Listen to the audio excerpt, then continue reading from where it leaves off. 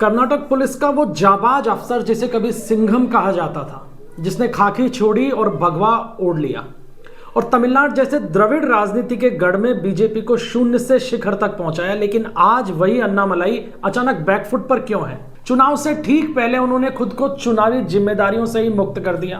क्या ये सिर्फ फैमिली फर्स्ट का मामला है या फिर एनडीए गठबंधन की राजनीति में अन्नामलाई की बलि चढ़ा दी गई है? आज के वीडियो में हम तमिलनाडु की राजनीति के इसी सबसे हॉट टॉपिक पर चर्चा करेंगे। तमिलनाडु में विधानसभा चुनाव इसी साल होने हैं। एनडीए का कुनबा लगातार बढ़ता जा रहा है। बीजेपी और एआईएडीएमके के बीच में गठबंधन हो चुका है। अब इस चुनाव के दौरान यानी चुनाव से ठीक पहले अन्नामलाई को दी गई 6 सीटों की जिम्मेदारी, या यूं कहें कि केवल 6 सीटों की जिम्मेदारी उन्हें दी गई।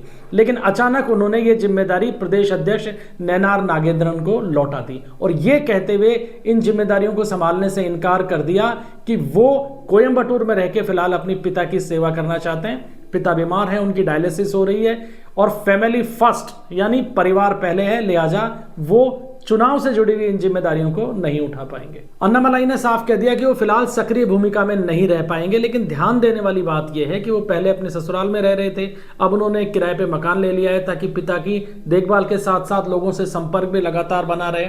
लेकिन सवाल सारे यहीं खत्म नहीं होते हैं, यहां से तो शुरुआत होती है कि आखिर अन्नामलाई चुनाव से दूर क्यों हो रहे हैं एन वक्त पे, जब पिछले 5 सालों से जिस तरीके से वो मेहनत कर रहे थे प्रदेश में, उसका परिणाम अगर अब आ सकता है तो उन्हें क्या दूर होना चाहिए? लेकिन राजनीति में कुछ भी अचानक नहीं होता है और तमिलनाडु में भी यही हुआ है। अन्नामलाई की पूरी राजनीति डीएमके और एआईएडीएमके दोनों के खिलाफ खड़ी रही है। जयललिता से लेकर अन्नादुरई तक उनके बयानों पर काफी बवाल भी मचा है और यही कारण था कि बीजेपी और एआईएडीएमके के बीच जो बड़ा पुराना गठबंधन था वो आके टूट गया और एआईएडीएमके ने साफ तौर पर लोकसभा चुनाव से पहले निशाने पर अन्नामलाई को लिया और कहा कि एनडीए गठबंधन इसलिए टूटने जा रहा है क्योंकि अन्नामलाई को बीजेपी ने प्रदेश की कमान दे रखी है। यानी अन्नामलाई को लेकर एआईएडीएमके का रुख काफी सख्त था, लेकिन बीजेपी इस मामले पर कोई समझौता करने के मूड में नहीं थी, लिहाजा गठबंधन भी टूट गया। लेकिन अब विधानसभा चुनाव से पहले बीजेपी को लगा कि बिना गठबंधन तमिलनाडु की राजनीति में सफल होना संभव नहीं है, लिहाजा एक बार फिर एआईएडीएमके को साथ लिया गया और यहीं से गड़बड़ शुरू हुई क्योंकि एआईएडीएमके की पहली शर्त यह थी कि अन्नामलाई को प्रदेश अध्यक्ष पद से हटाया जाए, यानी उन्हें फ्रंट लाइन से हटाया जाए और बीजेपी ने किया भी ऐसा। तो जिस चेहरे ने गठबंधन को तोड़ा था उसी चेहरे को गठबंधन के लिए पीछे हटना पड़ गया और क्या यही नाराजगी अब बीजेपी को विधानसभा चुनाव में भारी भी पड़ सकती है? क्योंकि बीजेपी के अंदर सब कुछ ठीक नहीं चल रहा है। अन्नामलाई के बाद में नैनार नागेंद्रन को प्रदेश अध्यक्ष की कमान सौंपी गई है और इसके साथ ही अन्नामलाई के कद को भी छोटा कर दिया गया है। नागेंद्रन ने प्रदेश अध्यक्ष की जिम्मेदारी संभालते ही अन्नामलाई के दौर का जो भी कुछ था उसको बदलना शुरू किया। सबसे पहले उनके वार रूम कल्चर को खत्म किया गया, उसके बाद उनके समर्थक सोशल मीडिया हैंडल्स को भी बदला गया क्योंकि उन पे यह आरोप लगाया गया कि वो गठबंधन के खिलाफ माहौल बना रहे हैं। यानी पार्टी के भीतर एक कोल्ड वॉर की शुरुआत हो गई। जो कुछ भी अन्नामलाई के प्रदेश अध्यक्ष रहते बीजेपी के अंदर बदला था, उन सभी बदलावों को एक एक करके नागेंद्रन ने साइडलाइन करना शुरू किया और यहीं से विवाद शुरू हुआ। हालांकि ये विवाद मुखरता पे नहीं पहुंचा, सामने आके किसी ने बयान नहीं दिया, लेकिन अंदर खाने इसको लेकर रस्साकशी बहुत तेजी से बीजेपी में चलती रही है। अब नागेंद्रन की पकड़ इसलिए मजबूत है पार्टी के अंदर क्योंकि उन्होंने एआईएडीएमके के साथ में रिश्ते सुधारे और एक बार फिर एनडीए को गठबंधन के मोड में लाकर खड़ा कर दिया।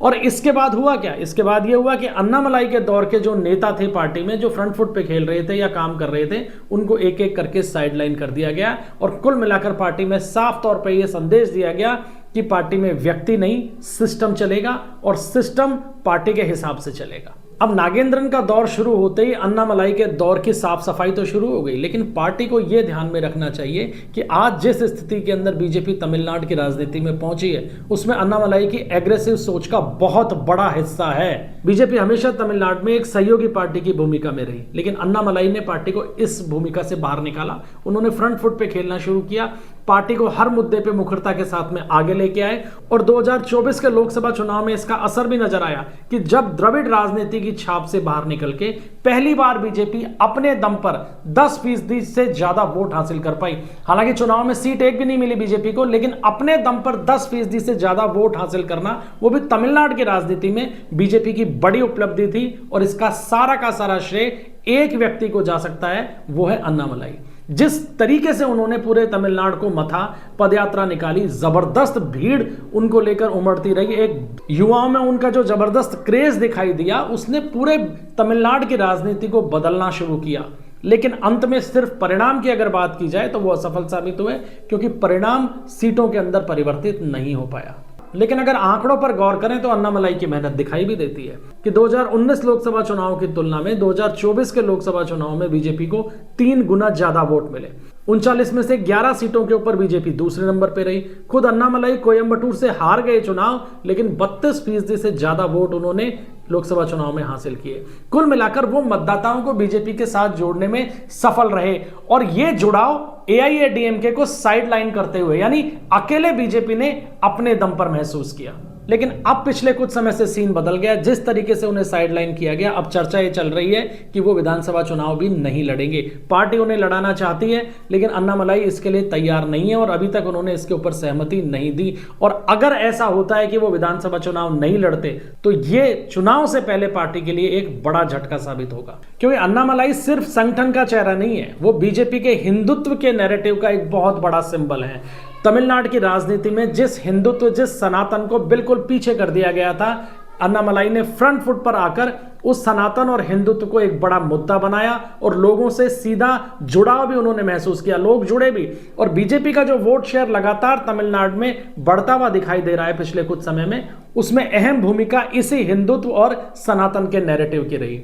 चाहे सनातन धर्म को लेकर बयान हो या मंदिरों की राजनीति हो, डीएमके की सेक्युलर लाइन पर सीधे हमले करना हो, अन्नामलाई की भाषा ने बीजेपी को एक अलग पहचान दी है प्रदेश के अंदर। लेकिन यही लाइन एआईएडीएमके को असहज करती है और इसीलिए गठबंधन की राजनीति में अन्नामलाई के ये तेवर बड़ी रुकावट बन गए और आज की तारीख में उन्हें पूरी तरीके से साइडलाइन कर दिया गया है, क्योंकि बीजेपी ये समझ रही है कि विधानसभा चुनाव में अगर जाना है तो गठबंधन ज्यादा जरूरी है। लेकिन एनडीए और बीजेपी के सामने समस्या यह है कि अन्नामलाई के अलावा भी काफी बड़े जो चेहरे हैं, नामचीन चेहरे हैं, वो विधानसभा चुनाव की राजनीति से बाहर नजर आ सकते हैं। जैसे तमिसिलाई साउंडराजन हाशिए पर हैं, चुनाव लड़ने से मना कर दिया है। ओ पनीरसेल्वम भी दरकिनार कर दिए गए हैं और उन्होंने भी ये कहा है कि वो चुनाव नहीं लड़ेंगे। अंबुमणि रामदास जो है वो भी चुनाव लड़ने से इनकार कर रहे हैं। टीटीवी दिनाकरन भी मना कर रहे हैं कि वो भी विधानसभा चुनाव नहीं लड़ेंगे। अब सवाल ये उठता है कि जब ये तमाम बड़े नेता चुनाव नहीं लड़ेंगे विधानसभा का, तो गठबंधन को फ्रंट फुट पे लीड कौन करेगा? अब सवाल यह कि एनडीए के पास में वोटों का गणित तो है। बीजेपी और एआईएडीएमके के साथ जो बाकी तमाम दल जुड़े हैं, उन सभी के वोट शेयर्स को अगर हम जोड़ते हैं तो सत्ता एआईएडीएमके बीजेपी गठबंधन हासिल कर सकता है। लेकिन इस वोटों के गणित को अंतिम परिणाम तक पहुंचाने वाला जो एक समीकरण चाहिए, जो एक माहौल चाहिए, वो नहीं बन पा रहा है। अन्नामलाई का पीछे हटना बीजेपी के लिए तमिलनाडु विधानसभा चुनाव से पहले एक दो-धारी तलवार हो गई है, क्योंकि अगर वो चुनाव नहीं लड़ते हैं तो कैडर निराश होगा और अगर वो नाराज रहे तो 2024 लोकसभा चुनाव में जो लगभग 11% बीजेपी को वोट शेयर मिला था, उसे सीटों में बदलना, भले ही एआईएडीएम के साथ हो, उसे सीटों में बदलना बहुत मुश्किल होगा। अब सवाल आपसे है कि क्या अन्नामलाई के बिना तमिलनाडु में बीजेपी सफलता हासिल करेगी? पार्टी का भविष्य है उस हिसाब से जैसा कि सोचा जा रहा था? क्या एआईएडीएमके के साथ आना बीजेपी की मजबूरी है या उसका कोई एक मास्टर स्ट्रोक है? कमेंट बॉक्स में अपनी राय जरूर दीजिएगा। वीडियो अगर पसंद आया हो तो लाइक कीजिएगा, शेयर कीजिएगा और चैनल को सब्सक्राइब जरूर कीजिएगा। मिलते हैं अगले वीडियो में, तब तक के लिए इजाजत दीजिए। धन्यवाद। जय हिंद, जय भारत।